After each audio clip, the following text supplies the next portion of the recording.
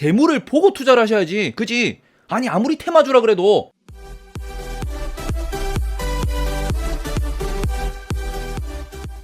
네이버보다 재미있는 테이버. 자, 그럼 오늘은 제가 J 콘텐츠리에 대해서 한번 주구장창 뚜까 패기 위해서 가져왔습니다. 자, 왜 오늘 가져왔느냐. 지옥이 오후 5시 기준으로 오픈을 했는데 지금 차트를 보시면은 오늘 밀렸어요. 5일선까지 밀려 내려온 상황입니다. 지옥 봤냐? 제가 넷플릭스를 잘 안 봐서 일단은 지옥에 대해서 해외 트위터 반응을 봤는데 그냥 저냥 그래요. 오늘은 우리 J 콘텐츠에 대해서 얘가 왜 이렇게 급등락을 겪었고 지금 올라와 있는 상황에서 더 올라갈 수 있는지, 그리고 또 지금 J 콘텐츠의 전략이 무엇인지, 우리는 어떤 포인트를 보면서 투자해야 되는지 한번 생각해 보도록 하겠습니다. 투자할 만한 기업이긴 한데 무엇을 보고 투자를 해야 되는지, 그 다음에 지금 J 콘텐츠가 추구하는 전략은 무엇인지, 그런 것을 한번 좀 생각해 보도록 하겠습니다. 자, 그러면은 다른 것보다 지금 J 콘텐츠 같은 경우에는 일단 역사부터 먼저 말씀을 드릴게요. 역사가 좀 긴데 일단 뭐 다른 것보다 원래 J 콘텐츠리가 이게 그 중앙일보 그룹의 것이었느냐? 아니지. 여기는 어디였냐? 그러면은 원래 얘는 처음에는 저 중앙일보 오기 전에 한국일보 거였어요. 한국일보가 들고 있다가 그리고는 이게 중앙일보로 넘어왔고요. 그러면서 지금 중앙일보 그룹에 속해 있는 콘텐츠를 만드는 기업이다. 그리고는 지금 주로 하는 게 드라마, 그리고는 영화는 망했으니까 영화는 나중에 쓰고 그냥 웹 드라마 쪽, 유튜브나 아니면은 우리 뭐 웹 드라마 같은 거 많이 만듭니다. 그리고는 이제 영화도 제작을 한다. 영화에 배급도 한다라고 보시면 될 것 같아요. 이거는 왜냐, 메가박스를 들고 있기 때문입니다. 유튜브는 우리 왓썸맨이라고 하는 거, 아니면 시즌 비시즌이라고 하는 거, 그런 거를 지금 제작을 하고 있다. 드라마 같은 경우에는 우리가 스카이캐슬 같은 거, 그런 거 많이 아시죠? 이제 그런 것들을 만들고 있는 거고, 주요 작품 한번 살짝 짚어드릴게요. 넷플릭스 오리지널 지옥이 지금 오픈을 했습니다. 자, 그 전에 뭐 했냐? 넷플릭스 오리지널로 또 오픈했던 게 DP가 있었고요. 우리가 최근에 좀 기억날 만한 게 부부의 세계, 그리고는 스카이캐슬, 그 밤누나라고 밥 잘 사주는 예쁜 누나, 손예진 누나가 나왔던 것도 요것도 J 콘텐츠리 거였고요. 그 다음에는 뭐 보좌관, 이태원 클라스, 미스 한무라비, 검사내전, 뷰티 인사이드, 뭐 드라마 이런 거. 모쏠이 부부의 세계를 여보냐? 뭔 개소리. 드라마는 확실히 파워가 있습니다. 그리고는 얘들은 JTBC를 통해서 요걸 또 배급을 할 수 있지. 말 그대로 드라마를 생산과 배급을 다 할 수 있는 그런 곳이다라고 보시면 되는 거고, 영화 같은 경우에는 뭐 여러 가지를 했지만 지금까지 대박 혹은 기억에 남아있는 드라마는 박열밖에 없더라. 지금 이 친구들의 그 지배구조를 잠깐 한번 보도록 하겠습니다. 어이구, 여기 떠버리네. 지배구조 같은 경우에는 요런 구조를 갖고 있습니다. 요거는 이제 대신증권에서 정리를 해주신 거예요. 감사합니다. 자, 그런데 보시면은 다른 것보다 중앙홀딩스라는 곳이 J 콘텐츠를 지배하고 있습니다. 여기가 J 콘텐츠리에요. 자, 그리고 여기 밑에 JTBC 스튜디오라고 있습니다. 요거를 이제 거의 과점 주주로서 지배하고 있습니다. 50%가 넘는 지배구조를 갖고 있어요. 자, 요런 상황에서 무엇을 들고 있냐? 클라이맥스, 스튜디오 클라이맥스, 프로덕션 H, 그 다음 BA 엔터, 콘텐츠 지음, 하우 픽처스, MPO 엔터, 드라마 하우스, 퍼펙트 스톰, 스튜디오 버드, 스튜디오 피닉스, 그다음 엔솔로지 스튜디오, WIIP라고 하는 윕이라고 하는 친구까지 말 그대로 드라마 제작사 연합이라고 보시면 될 것 같습니다. 이제 주로 지금 좀 영향을 많이 미치는 또 어디냐? 메가박스라는 곳입니다. 자, 메가박스가 지분이 이제 J 콘텐츠리가 90% 정도 들고 있습니다. 그리고 메가박스가 지금 어때요? CGV 보시면 알잖아. 메가박스가 요렇게 지금 실적이 조지고 있고, 그 메가박스 실적이 조지는 걸로 인해서 J 콘텐츠리의 실적이 지금 작년부터 이 꼬라지가 나버렸다. 지금 현재로서는 극장 실적 때문에 실적이 개조지고 있는 중이고, 그러면 극장 실적이 다시 반등을 줄 수도 있겠죠. 요런 상황에서 원래 2018년도 보고서가 이런 게 나왔습니다. MB가 이끌어준 최고의 실적, MB가 그분이 아니에요. 그분이 아니고 이거는 메가박스. 야, 제목 잘 짓는다. 거기다가 뭐 2017년도도 한번 돌아가 볼게요. 2017년도 같은 경우는 이런 얘기도 나옵니다. 극장도 좋고 TV도 좋다. 이건 2017년도 보고서입니다. 같은 분이 쓰신 건데 2018년도 이때쯤에 메가박스에 대한 평가가 조금 이렇게 갈렸습니다. 매출 증가세가 점점 줄어들고 있다. 증가는 한다라는 거예요. 다만 메가박스 중앙의 임차료가 점점 늘어난다. 그러니까 비용이 늘어나다 보니까 매출은 늘어나지만 매출이 증가하는 속도보다 비용 증가 속도가 상당한 편이기 때문에 돈을 많이 못 번다. 이래서 원래 메가박스를 무얼 하려 그랬냐 그러면은 2019년도에 그러니까 메가박스 자체를, 메가박스 중앙을 IPO 하려 그랬습니다. 지금 2020년도에 무슨 일이 터졌냐? 2019년도에 IPO 하려 그랬다. 이게 만약에 뭐 배터리 소재 업체라든지 아니면은 뭐 우리가 소위 알고 있는 콘텐츠 업체라든지 이런 데면 IPO 했으면은 뭐 지금 대박을 했겠지, 날라갔겠지. 근데 문제는 이거는 무엇을 IPO한다? 메가박스 중앙, 메가박스를 IPO한다라는 거잖아. 극장을 IPO하려고 그랬어요. 자, 2020년도에 코로나가 터지면서 IPO는 날라간 상황입니다.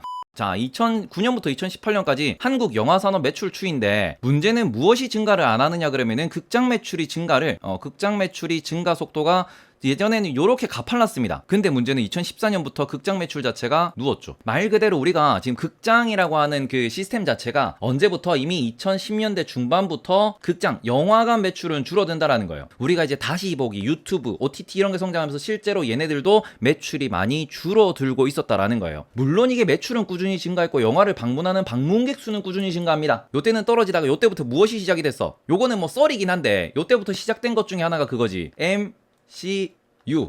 뭔가 이제 해외여행이 점점 많이 늘어나면서 극장이라고 하는 게 이제 그냥 갈 데가 없어서 가는 혹은 데이트하러 가는 그 정도였는데 데이트하는데 데이트할 때도 점점 늘어나. 그 다음에 사람들이 막 이렇게 뭐 캠핑 다니고 이러니까 극장을 많이 안 갔는데 그런 상황에서 이제 MCU라는 게 등장을 하면서 MCU는 뭐였습니까? 이거는 무조건 극장 가서 봐야지. 극장 가서 2번, 3번, 4번 봐야지. 어떻게 보면 컴퓨터 그래픽 자체가 진짜 현실처럼 느껴지게 되고 영화관에서만 즐길 수 있는 무언가를 만들어줬다. 하지만 지금은 코로나 이후에 그게 어디로 들어갔냐? OTT로 들어가 버렸다. 예, 디즈니 플러스로 들어가 버렸다. 그죠? 우리가 넷플릭스, 디즈니 플러스 이런 데가 이제는 대세가 돼 버렸죠. 그러면서 많은 분들이 이런 얘기도 해요. 극장이 회복할 수 있냐? 이런 것들이 지금 실적으로 드러나고 있습니다. 어떻게 되냐? 실제로 2019년도에 이렇게 증가하던 뭔가 그 관객 수가 어떻게 됐냐? 요렇게. 네. 이게 요렇게 돌아와야 될 거 아니야. 근데 돌아오겠냐라는 거지. 실제로 이게 늘어나는 추세 자체가 보시면 뭐 400만 명에서 600만 명 정도 많이 안 늘었어. 2012년부터 2019년까지 얼마 늘었냐? 한 50% 늘었거든요.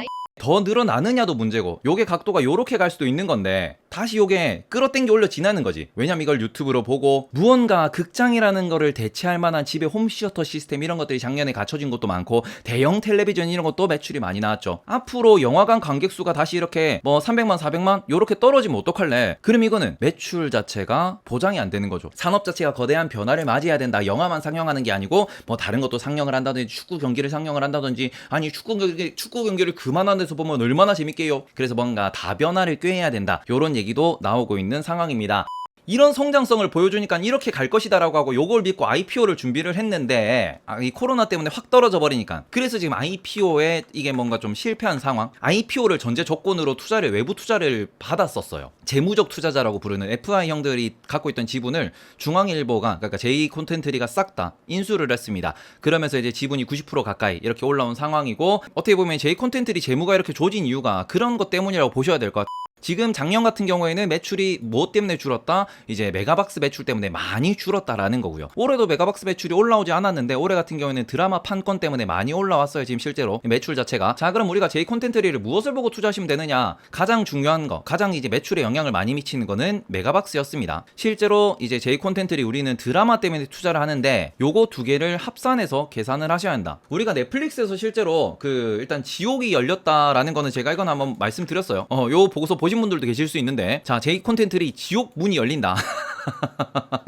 요 전에 보고서가 어떤 게 나왔었냐 그러면은 요 전에 실제로 DP 넷플릭스 첫 오리지널이 만들어졌다. DP 같은 경우에는 이제 군대의 기억이 있는 형들은 요거 보시고는 약간 그 트라우마, 약간의 그 뭐라고 해야 되지? 그 외상 후 스트레스 장애가 도졌다라는 분들이 많이 계십니다. 그 정도로 조금 잘 만들었고 해외에다가도 이제 우리나라의 그 군대 문화를 알렸다고 해야 되나 아니면 깠다고 해야 되나 그런 느낌으로 조금 많은 분들이 이렇게 좀 보셨었죠. 요것이 상당히 주목도가 높았다라고 보실 수 있을 것 같습니다.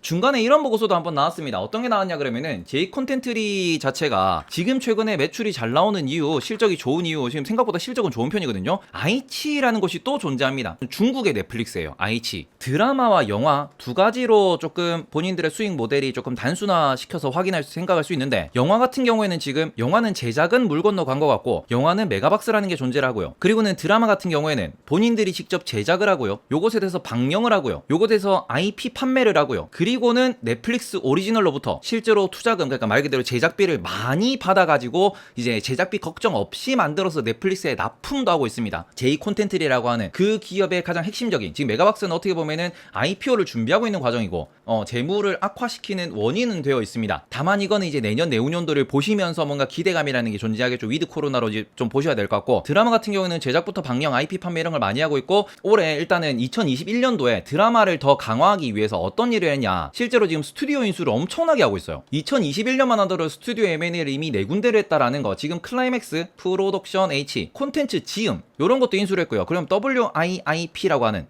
요거는 미국에 있는 거예요. 애플 TV라든지 아니면은 그 HBO Max, 흐보 막스에다가 드라마를 납품했던 경력도 있는 요런 기업을 이제 요런 스튜디오들을 M&A를 하고 있습니다. 이런 것들을 왜 M&A 하느냐? IP 판매 혹은 이 넷플릭스 요런 쪽으로 힘을 좀 많이 실겠다라는 거죠.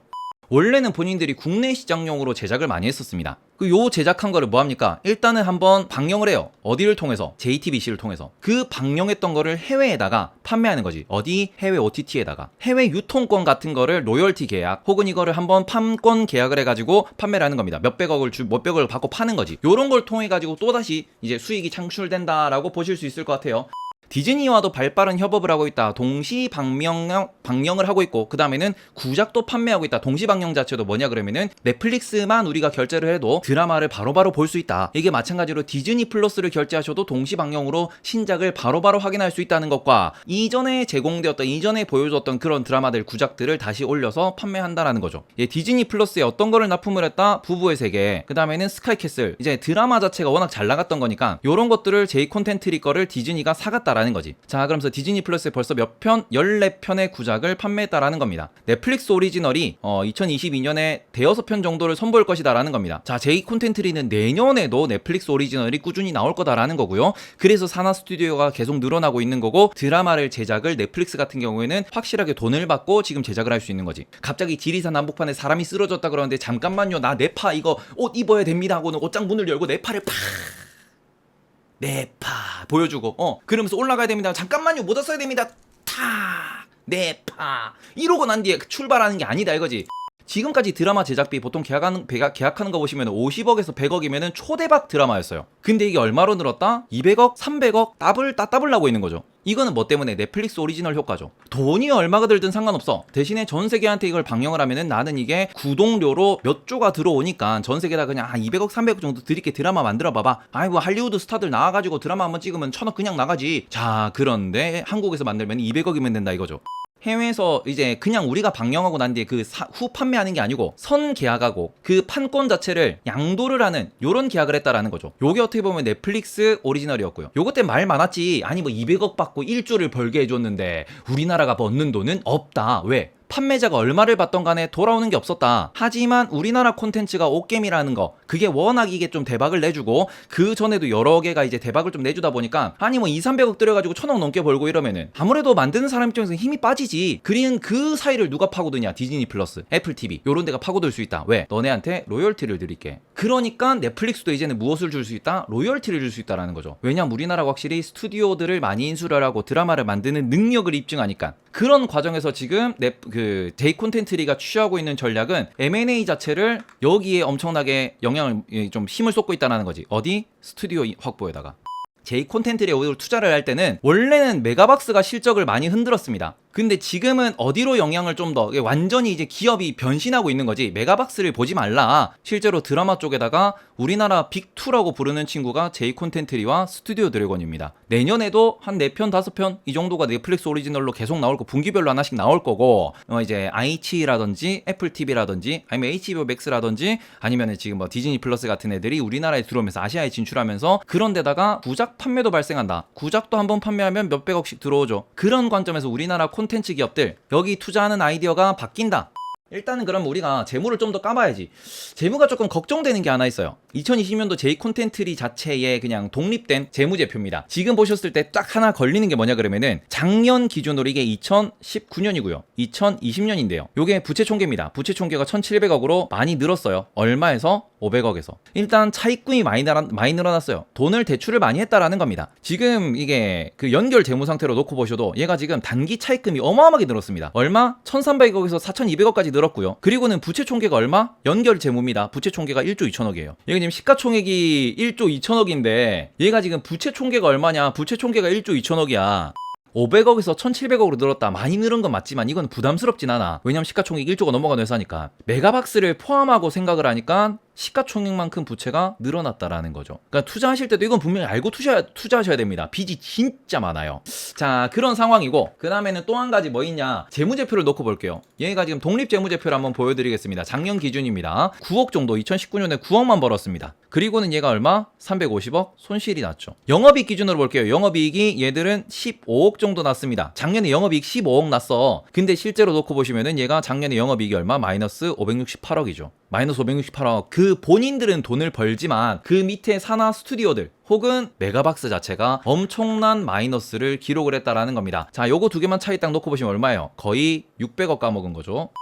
재무 까면서 까면은 진심 팩트로 때린다. 아니, 재물을 보고 투자를 하셔야지. 그지? 아니, 아무리 테마주라 그래도 넷플릭스에서 첫 이틀 동안 재생수가 나올 거고, 그리고는 순위가 나올 겁니다. 그 순위에 열강해서 우리가 들어갈 거냐라는 걸 먼저 놓고 보셔야 돼요. 왜냐? 어차피 지옥이 떡상을 한다 그래서 제이 콘텐츠리가 돈을 버는 건 없어.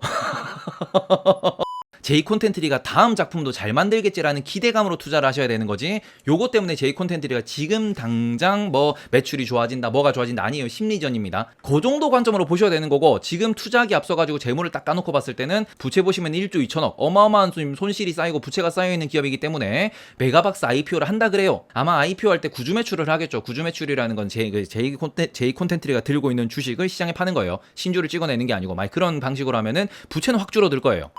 지금 당장 이 친구의 재무 구조가 상당히 취약해져 있다라는 점입니다. 뭐 작년 연말 대비로는 재무 구조 많이 개선됐어요. 그러면서 올해 같은 경우에는 또 보고서를 까보시면 저 정도로 심각하진 않다. 하지만 그럼에도 불구하고 지금 얘네들이 유보율 자체가 많이 떨어져 있는 상황이기 때문에 유상증자를 하든 메가박스 IPO를 통해서 구주 매출을 하든 뭔가 현금을 만들어야 될 필요성이 있다라는 거죠. 일단은 지금 일봉 보셨을 때 뭐 지옥이 나오기 전에 뭐 오늘 빠졌니 어쨌니 뉴스가 나오는데 그거 다 생각하실 필요 없어. 왜? 이미 선반영으로 올랐고 빠져나갈 사람 빠져나간 거고, 이것도 마찬가지 관점입니다. 지옥이라는 얘기가 나오면서 떨어지다 말고 반등을 했거든. 근데 그 과정에서 지옥이 오픈하는 날 떨어졌다 이거야. 장 마감하고 지옥이 오픈을 해. 그러고 난데 만약에 지옥이 반응이 안 좋으면 어떡해요? 떨어지겠지. 근데 만약에 지옥이 반응이 좋으면 올라가겠지. 이건 5대5잖아. 요런 관점에서 이제 접근하신 분들은 여기서 먹고 여기서 팔았다라고 보셔야 되는 거고, 그리고 지금 이제 혹시나 다음 주 월요일 날 요곳에 투자를 들어가실 분들이 계실 것 같아서 오늘 이걸 말씀을 드리는 거예요. 지옥이 만약에 잘 나와 그러면은 단타장으로 접근을 하셔야지, 가치로 이렇게 가는 게 아니고 요렇게 가겠죠. 가더라도 오징어 게임 때 우리가 오징어 게임은 상장사가 없어가지고 관련주를 찾고 찾았는데, 지옥은 관련주가 아니지, 말 그대로 제작사, 배급사 실제 상장돼 있으니까 투자는 정말 쉽게 할 수 있습니다. 다만 지옥으로 돈이 안 된다라는 걸 이미 너무 많은 분들이 알아. 만약에 오징어 게임이 안 터지고 지옥이 그냥 글로벌 1등을 찍어버려, 그럼 얘는 이렇게 갔겠죠. 근데 이미 오징어 게임이 나오고 난 뒤에 넷플릭스와 우리나라 콘텐츠 기업들의 그 계약 구조를 많은 분들이 공부한 상황이고, 요게 그냥 떡상이 오기는 힘들다라는 겁니다. 그럼 지옥이 못 간다고 했을 때도 우리가 한번 생각을 해보셔야지. 만약에 들고 계신 분도 계실 거니까, 지옥이 못 간다고 했을 때 손절칠 종목이냐를 놓고 보셨을 때, 지금 이미 OTT 시장에 대응하기 위해서 본인들이 산하 스튜디오를 많이 키우고 있고 그쪽으로 M&A를 많이 하고 있는 중이고, 내년에도 넷플릭스 오리지널이 분기별로 계속 나올 거지만 디즈니 쪽이라든지 아니면 애플 TV 쪽으로 여전히 납품 가능성, 넷플릭스와 오리지널 컨텐츠 제공 계약을 맺으면서 로열티 계약을 할 가능성, 요런 것들이 남아있다 보니까 만약에 빠지면은 내가 어디서 매수할 것인가, 요런 점은 조금 효과 있는 투자 포인트로 잡고 가셔도 될 것 같아요. 뭐 이렇게 빠져가지고 뭐 요런 선 다음에는 매수해보고 싶다 하면은 그거는 충분히 이제 본인의 근거가 있는 투자가 될 수 있기 때문에 그렇게 접근하셨으면 좋겠고, 이미 지옥은 뭐다? 선반영이 되었다라는 거예요. 지금 요때 라인이 57,300원 요 정도고요. 지금 74,300원까지 올라갔어요. 이거 얼마나 간 겁니까? 2만원 정도 갔죠. 거의 한 30% 넘게 올랐다가 지금 조진 거예요. 일주일 만에 10% 돈복사가 된 종목인데, 여기 내가 다시 지옥이 잘 나간다 그래서 다시 들어간다? 그거보다는 지옥이 잘 나가면 단타로, 지옥이 만약에 반응이 안 좋다, 쎄하다, 그럼 떨어질 때는 어떻게 대응을 한다? 저 밑에서 줍는다 라는 관점으로 접근하셨으면 좋겠다라고 말씀을 좀 드리고 싶습니다. 지금 제이 콘텐츠 리드는 종합적으로 한번 좀 정리를 해보면은, 첫 번째, 지옥으로 얻는 수익은 없다. 지옥에 이타에 대한 기대감이 존재하겠죠. 그러면은 내년에도 넷플릭스 오리지널이 4편, 5편 나온다 그러니까 그러면은 그런 것들을 기대하면서 보시는 거고, 재무 자체는 누가 돌아와야 된다? 극장, 메가박스가 돌아와야 된다. 그 다음에 지금 뭐 좀 빚이 많은데 그것에 대해서는 재무, 이게 메가박스 IPO를 통해 가지고 아마 구주 매출이라고 하는 기존에 들고 있던 주식을 매각하면서 실제 그 돈을 이제 제이 콘텐츠리가 받아가면 그 돈 가지고 뭐 대출을 좀 갚는다든지 이런 식으로 진행할 것 같다라고 말씀을 드리고 싶고, 요번에도 유중을 때릴 수도 있다라는 생각은 하고 있습니다. 네, 대주주가 지분율이 많기 때문에 일정 부분 유중을 해도 큰 문제는 없는 거고요. 그리고는 국민연금이 조금 비율을 많이 들고 있다라는 점도 이제 조금은 올라가면 매도할 수 있다라는 이런 관점으로 생각을 해주시면서, 자, 그래서 관심은 무엇을 가지셔야 되냐? 얘가 전략은 아주 좋기 때문에 이제 대응 전략이 좋다, 앞으로 혁신이냐 뭔가 세상 변화에 좀 살아남을 수 있는 기업이 됐다 라고 하면은 이거는 저점을 한번 찾아보시면 좋겠다 라고 좀 말씀을 드리도록 하겠습니다.